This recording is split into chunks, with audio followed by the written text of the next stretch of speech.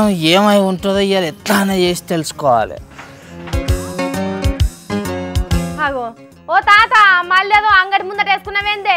నేను చెప్పిన పనేంది, నువ్వు వేస్తున్నదేంది? ఆగాగు చేతగానే ఆగాగు.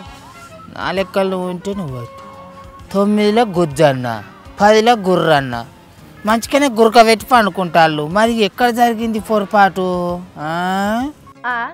గుజ్జన్న గుర్రన్న ఎవలే వాళ్ళు?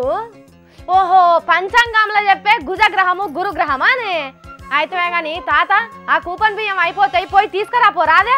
ఓ నీ కూపన్ బియ్యం కుక్కలు తినగానే. అరే నా ఎంబడి పడేది నీకు పొద్దే పోయాలా? వరకు పొద్దు పోవాలంటే ఇంటికాడనే ఉండకపోయినావు, జోరుదార్లకు ఎందుకు వచ్చినావు? కథలు ఎందుకు పడుతున్నావు ఇవన్నీ? అరే నేను పనికిరాని పని ఏం చేస్తలేను, 10 మందికి ఉపయోగపడే పని చేస్తాను. నువ్వు ఆగు. ఎవలయ్యా 10 మంది? రాహుల్ గాంధీ సారు, ఉత్తమ్ కుమార్ రెడ్డి సారు, జానాలు, రేవంతం, ఓ ఇంకింత చాలా మంది ఉన్నారు. వాళ్ళ కోసమే చేస్తానని నేను ఇదంతా. ఏంది ఎంపీ ఎలక్షన్లలో పోటీ చేసేందుకు పొత్తులు చేసే బాధ్యత నీకు ఇచ్చిర్రా ఏంది? జరగబోయేదాన్ని ముచ్చట కాదు, జరిగిన ఓటమి గురించి తడలాట అంతా. సర్పంచ్ ఎలక్షన్లలో వెనకబడ్డ ముచ్చట్నానే? ఎమ్మెల్యే ఎలక్షన్లనే ఎందుకు ఓడినారు అని తెలుసుకుంటానా. పాపం వాళ్ళకి అసలే దొరుకుతలేదట, ఎందుకు ఓడిపోయినరు అనే ముచ్చట. ఎప్పుడో అయిపోయిన ఎలక్షన్స్ గురించి ఇప్పుడు ఆలోచన చేసాడు ఎందుకే? నీకు కొంచెమన్నా బుద్ధి లేదే తాత? నువ్వు ఆగో, నువ్వు కయ్య వదులుతా అంటే నీ కంపెనీ వరకు నా లెక్క అంతా తప్పుతుంది. చెమ్మెలు మీరు మంచిగా చెప్పాలి. ఎప్పటికీ ఎగిరెగిరి దునికే రేవంతం సారు ఎందుకు రేవుతావు లేకుండా ఓడిపోయిండు అనేది చెప్పాలి మంచిగా. జనాలు ఓట్లయ్యనందుకు ఓడిపోయిండు, దీనికి దాన్ని అడుగుడు ఎందుకే? నన్ను అడగరా, అది నేను చెప్తా.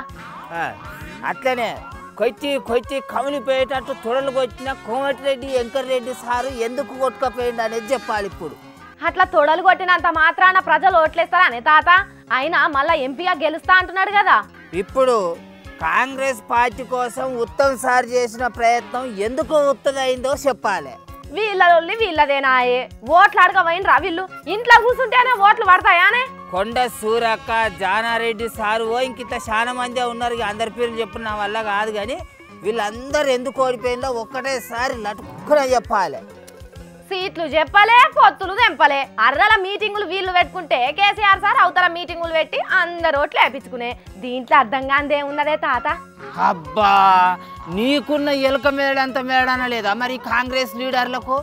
ఇన్ని రోజులైనా కూడా తెలుస్తలేదట ఎందుకు ఓడిపోయినామనే ముచ్చట. అందుకే నేనన్నా తెలుసుకొని దొరకబట్టి వాళ్ళకు చెప్తామని చూస్తాను. అందుకే చెమ్మెలేస్తాను, నాకు గవ్వలు దొరకవు. వాళ్ళు గట్లనే చేస్తారే, ఎందుకు ఓడిపోయినావు అని చర్చలల్లనే సర్పంచ్ ఎలక్షన్లు అయిపోయినాయి, ఇప్పుడు ఎంపీ ఎలక్షన్లు వస్తున్నాయి, అవి కూడా అయిపోతాయి. అయినా వీళ్ళకి అర్థం కాదు. అయినా అట్లా అర్థం చేసుకుంటే దాన్ని కాంగ్రెస్ పార్టీ అని ఎట్లా అంటారు? కానీ ఓ తాత నువ్వు తలకాయ పాడు చేసుకోకు, సప్పుడు ఏక కోపన్ బియ్యం కాడికి పోయి రాపో. ఈ చెమ్మెలు కూడా కాంగ్రెస్ పార్టీలో చేరినట్టున్నాయి. ఏవి చక్కగా చెప్తలేవు.